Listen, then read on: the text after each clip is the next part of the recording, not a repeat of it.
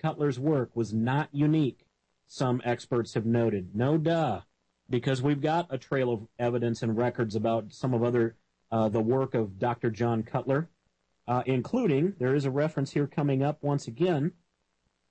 Let's see, continuing now with the article. But panel members concluded that the Guatemala research was bad, even by the standards of the time.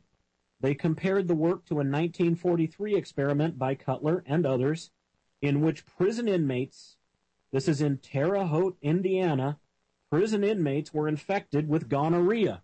Now, according to the records of Dr. Cutler, quote-unquote Dr. Cutler, how can you call someone a doctor, use the honorific title, when clearly they shredded, annihilated, and urinated all over their own Hippocratic oath that they took? This John Cutler does not deserve to be called a doctor unless I now refer to him as Dr. Mengele Cutler.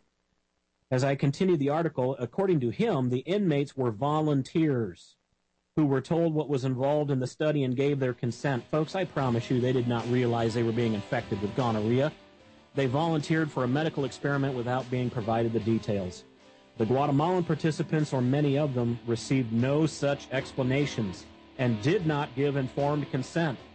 Well, guess what? So many other American citizens, American soldiers have been experimented on for decades, also without providing informed consent. Folks, we'll come back to it after these important words from our sponsors. Welcome back, ladies and gentlemen of the RBN listening audience, to the Crimson Pill radio program. I am your host, Antonin Fiore. We're talking tonight about the most recent example brought to light of your taxpayer dollars being leveraged to conduct absolutely unspeakably horrific experimentation on our fellow man. In this particular case, this research was being conducted on primarily Guatemalans between 1946 and 1948. But this is just one more example of the U.S. Public Health Service and the kind of magic that they apparently thought it was ethical to work back in those days. And not just back in those days, ladies and gentlemen. You would be alarmed beyond question if you had any concept of the type of experimentation being conducted even today. The difference is that they have upped their game and they now have an unlimited budget to work with to cover up these horrific forms of experimentation being conducted even in our very times, even in this very day, even here on U.S. soil. Another example I want to point to, and I have to return to this quote by one of the panel members. The quote is, "The researchers put their own medical advancement first and human decency a far second," unquote, said Anita Allen, a member of the Presidential Commission. Ms. Allen, I don't know you, I don't know your background, but I have to surmise that you are either terribly uninformed or at least more than a wee bit naive, because you obviously have not heard of the Tuskegee experiments, also led by the U.S. Public Health Service in conjunction with our intelligence community and local law enforcement in Alabama at the time as they conducted these experiments. Ms. Allen, this is not a question of the researchers putting their own medical advancement first. This is a question of, from the top down, from the top of the pyramid, a highly organized and well-funded set of experimentation being conducted on our own population, and in this case, the population of another nation, of a sovereign nation, all of which was designed to advance the agenda of the elites. Now, folks, many of you, again, are veterans of my radio program and here of RBN, but for those of you who might be experiencing a bit of cognitive dissonance now, I would point you to my YouTube channel, Crimson Pill TV, and to my interview with Dr. Stanley Monteith from some length of time ago, in which Dr. Monteith and I spend the better part of 2 hours talking about the global depopulation agenda that is not only planned, orchestrated, funded by, and being conducted by the power structure, the hidden hand that is at the top of the pyramid of the world. Some may call it the New World Order. Others refer to them as the elites. Some call them the Illuminati. I don't care what label you use. The point is they are there. The point is that in every single window of our recorded human history, there have been those who have consolidated power, who have treated other human beings as though they are nothing more than insects or chattel to be used with, mere pawns on the board, to be expended, to be disposed of at their will and at their leisure to fulfill their sickening agendas. Folks, I've had enough. I am absolutely sick, and I'm mad as hell, and I'm not going to stand for it anymore. To borrow a quote from that movie from so far back. You see, the Tuskegee experiments that I've referred to that took place in Alabama, that apparently Ms. Anita Allen from the Presidential Commission is unaware of, those Tuskegee experiments did not last for just a few short years, as this study that was conducted in Guatemala did. Folks, if you're not aware of the Tuskegee experiments, they were being operated systematically, funded from the U.S. Public Health Service, not only funded but organized, structured, and operated from 1932 until 1972. That's 40 years. That's 4 decades, folks, that those sets of horrific, disgusting experiments ran, in which they were using our intelligence community along in conjunction with FBI and local law enforcement to make certain that some of their guinea pigs, their subjects, American citizens, had no ability to seek medical treatment because they had the unfortunate random set of odds of being thrown into the test subject category, rather than the control subject category, and your U.S. Public Health Service didn't want them screwing with the data.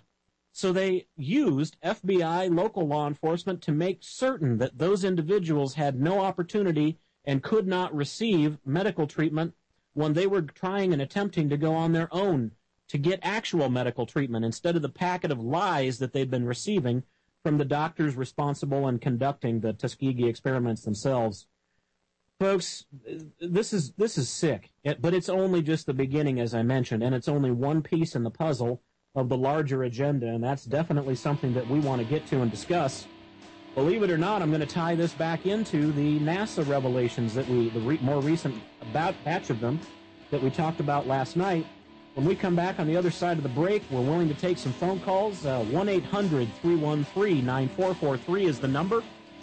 Folks, make sure you stay tuned because it's about to get really interesting on the second half of the show. Welcome back, ladies and gentlemen of the RBN listening audience. This is the Crimson Pill radio program. I am your host, Antonin Fiore. And tonight we're talking about some of the horrific revelations about experimentation, medical experimentation, being funded by your taxpayer dollars, being conducted by your U.S. government, U.S. Public Health Service, with the assistance of your intelligence community, including the FBI and also local law enforcement. And folks, before we get any further, I want to back up a little bit, hit the 20,000-foot view here.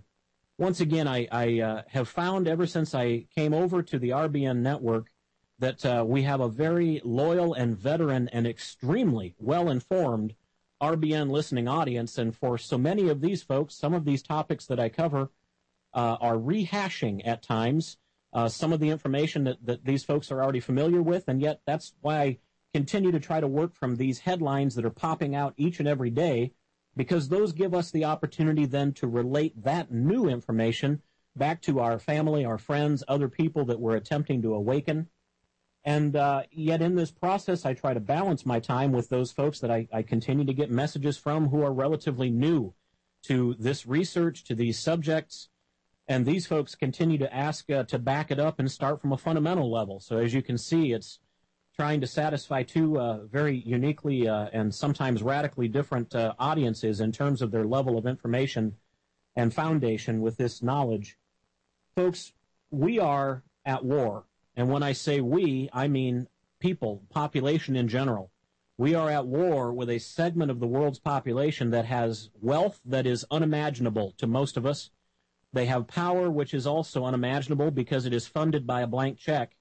And they have an agenda in mind. Once again, I would point you to my interview with Dr. Stanley Monteith, available on my YouTube channel, Crimson Pill TV, to hear almost a 2-hour discussion about what they have in mind for us. And to say that succinctly, it is to get rid of about 85% of us before long. The agenda is moving in and tightening up very closely now. You might find that hard to believe. That's why I point you to the lengthier discussion and interview to get more of the background, to hear some of the finer points on that. But, folks, we are at war in another sense beyond just that. And it is more hideous, more insidious than you can imagine. You see here the frequently held nationalistic, patriotic expression is that the United States is this bastion of liberty and freedoms unparalleled in the world. And yet many of you, again, RBN loyal listeners, you know this, but many of the other folks don't know this. That, folks, you are no longer a citizen of a republic. In fact, the word citizen, as is used most commonly now and as you are regarded by your government, is much more akin to the term slave than it is an honorary or a signifier of some kind of liberties or freedoms. Citizenship of the United States took a very drastic and dramatic turn in 1868, and that is when the 14th Amendment was ratified, if it was, in fact. There's actually some very interesting debate about that ratification process itself. But let's say for the moment that it was. Many of you need to realize that that 14th Amendment, which supposedly was responsible for, quote-unquote, freeing the slaves, did not do that. Instead, it enslaved all of us under a completely new legal distinction, capital C, citizen, that until that time in recorded history, the term citizen as a legal signifier had always been lowercase, and it had always meant that you were a citizen of one of the states of the Republic of the United States. And in that amendment, your government created a new legal distinction, making you a slave with capital C, citizen, a member of the population of the federal government of the United States, a corporation. And I don't have the time in this segment or in this program to go into the full details, but I would point you once again to my YouTube channel, Crimson Pill TV, for a different interview and discussion, that this time with Jordan Maxwell, internationally acclaimed author, researcher, lecturer. Folks, that interview, once again, nearly 2 hours in length, where we go into a tremendous amount of detail about so many of the things that the average American citizen is absolutely clueless about, how you have been long since stripped of any of your rights, and you are being mined right now for every last penny worth of asset or wealth that you once have held in your life. They are systematically annihilating the middle class of the United States, disassembling the economy that we have come to know and feel is a part of the American way. And they're doing it along with this horrific medical experimentation because, folks, this is not a figure of speech. They own you. You are the property of the United States corporation. You are the property of it because you have assigned and agreed to be the property of it. I know this might sound difficult to believe, but listen to the other hosts on RBN. Several of the hosts, several of the programs do such an outstanding job of delineating all of the legalese about how it is we got from here to there, rather from there to here. But for this moment, folks, I know that we have a caller waiting on the line. At least I hope our caller still is waiting, despite my diatribe. Looks like we have John from Alberta on the line. John, are you there?